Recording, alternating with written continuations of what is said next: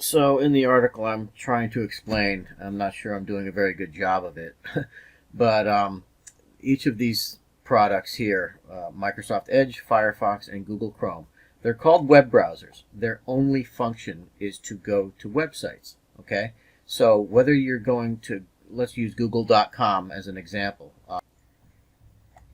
For example, when I open Microsoft Edge, it's going to go to what is called the home page, and that is any website that you wish can be your home page. Okay? A lot of people just use google.com, the website, the search engine. It's just called a search engine where you can search for websites. Okay? So many people use google.com as their home page. Okay? So when I open any one of these web browsers, at the moment, all of their home pages are set to use google.com as their home page. You do not need Google Chrome just to get to the google.com website. Many people have confused this Google Chrome with Google's website. I'm not sure how to fix that, but maybe some repetition here and some explaining will help. Anyway, when I go to Microsoft Edge and open it, it takes me to my home page, which is google.com. Okay? And this is a web browser called Microsoft Edge. At the top of every web browser is an address bar where you can type in the name of any website. Okay? So if I type in bing.com, I usually put a www in front of it. You don't really have to, but that's what most website addresses look like. And when I hit enter on the keyboard, it takes me directly to bing.com. Okay? Every web browser does the same thing. If I close Microsoft Edge and I go to Firefox, it's going to come up to google.com because that's what I have set as my home page for this tutorial. And at the top, look, you can see the address bar. It looks just the same as Microsoft Edge's, right? And I can go to Bing's website here, www.bing.com, hit enter on my keyboard, and I go directly to the Bing website. Well, the same thing with Google Chrome, right? Open it up. Google's up to their little tricks because, they all want you to switch to their browser, okay? Well, they all do this. Google Chrome isn't your default browser. Big button to set it as the default. No, I'm going to hit the little X here and just ignore that, okay? So Google does it a little bit differently. They have a search box at the top here in the address bar. They don't fill it in like the other guys. And I can do the same thing up here, www.bing.com, and I can go over to another website.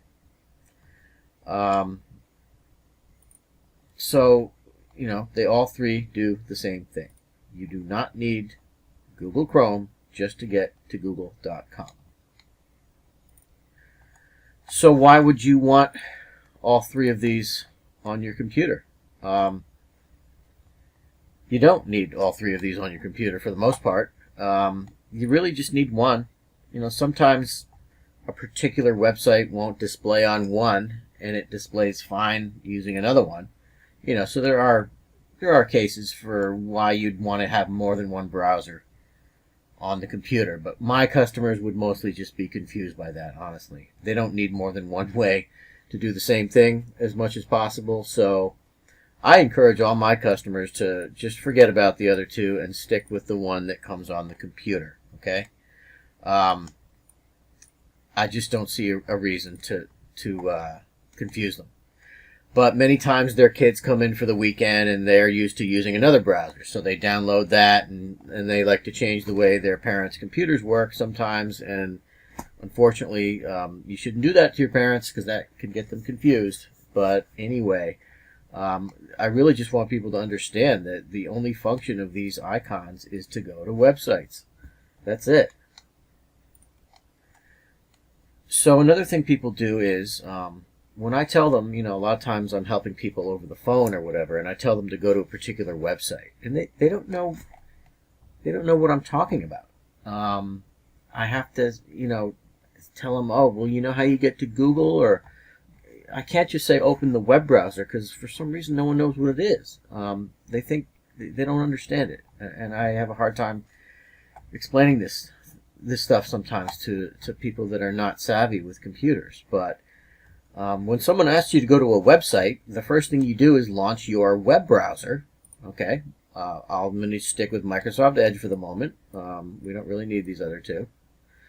So you go to Microsoft Edge, and your home page is going to come up. That doesn't mean you can't get to another website. You just have to come up to the address bar up top and type in the address up top here. Okay. Now, if you don't know what you're looking for, you can search for it. That's what this middle box is for, the search box. Okay. So if I tell you to go to chathamcomputer.com, you can get directly to that website by coming up here and typing it directly into the address bar. Okay, chathamcomputer.com, and when you hit enter on the keyboard, it goes directly to that website. If I go back here to my home page and type it in here in the search box, well, yeah, it'll find it, but it'll be a two-step process. It'll search for it, chathamcomputer.com, but it won't take you directly there. It just brings up a search for it. Okay, so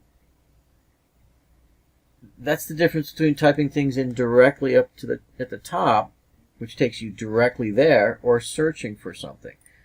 The vast majority of my customers, for whatever reason, all they know is that it's called the Google, and that you click in a box to try to get somewhere on the internet. I'm not sure there's anything I can do to change their perception of all that.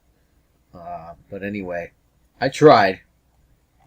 The next thing I think most people should know about this stuff really is when you go to the internet, most people just want to go to the particular websites that they want to go to, their bank or a particular newspaper, that kind of thing.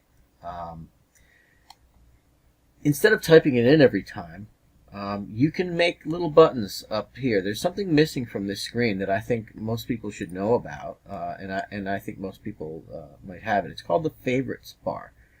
Right below the address bar. I'm going to enable it right now using Microsoft Edge. I'm going to click the little settings dots in the upper right corner, and I'm going to come down to settings here, and up here in the little hamburger menu, let me make this larger so you can see it a little bit better. But over here, under the Appearance tab over here, there's an option to show the Favorites bar right here, and it's set to only show it on new tabs. I'm going to set to always show the Favorites bar, and then you'll see when I go back to the home page here. Now we have this bar, and we can put stuff there. For example, I can go to Bing.com if I prefer to use that for my search page or search engine, and I can take this to the left of the address bar. There's a padlock here, and it's just kind of a way to grab onto the address bar and just drag it down to anywhere here on the bar. When you drop it, it makes a button. Okay, this is probably the first thing people need to know about their web browser, is that you can make a favorite button for each of your sites at the top on the Favorites bar. So if I wanted to put my website up there, or you name it, you just type the address up here, chathamcomputer.com. Any website that you see, you can make a button for by dragging it down to the address bar, and then you see it gives it a name, and it's you can see the thing is 2 inches wide here. Let's make another one. Let's go to Google, right? Google.com, and let's make a button for Google. I'm going to take the padlock, I'm going to drag it down, and there's Google. So now we have 3 buttons, and every time I close and reopen the browser, the web browser, and open it back up, the Favorites bar remains and my buttons remain up here. Okay, so you can put your bank up here, you can put your favorite news site up here. Any website that you visit, you can make a button here. It's just that simple. So, and you shouldn't leave them all. So you want to rename them as well if they're too wide. You can see my website here takes up all this space. You to save yourself some room up here, you can right click on any one of these and edit that, and then you can shorten it up just so that as you start to create a bunch of buttons up here, you can shorten them up. You can even just make it so that it's a picture instead of having any words next to it. So that by far, I think, is the short lesson on what the web browser is for. It's for going to websites. You can make your favorite websites appear as buttons up here on the favorites bar. Each one of these web browsers does the same thing. If I go to Google Chrome, you'll see there's a same bar right here called the favorites bar. And if I type in www.bing.com, I can take the padlock here and also drag it down to the address bar. So this is Google Chrome. And you see how it just looks, it does the same thing just a little bit differently. There's an address bar, you've got your favorite stuff here, you got settings behind the dots, but you can see how I'm going to launch Edge now on top of it. You can see how it's, similar, just not the same. It's, so different products. Ford, Chrysler, everybody does things a little bit differently. This is Microsoft Edge. This is the way they do it. This is Google Chrome. This is the way they do it. This is Firefox. This is the way they do it. Okay? It's all the same stuff. If I were you guys, I would stick with one web browser to simplify your life.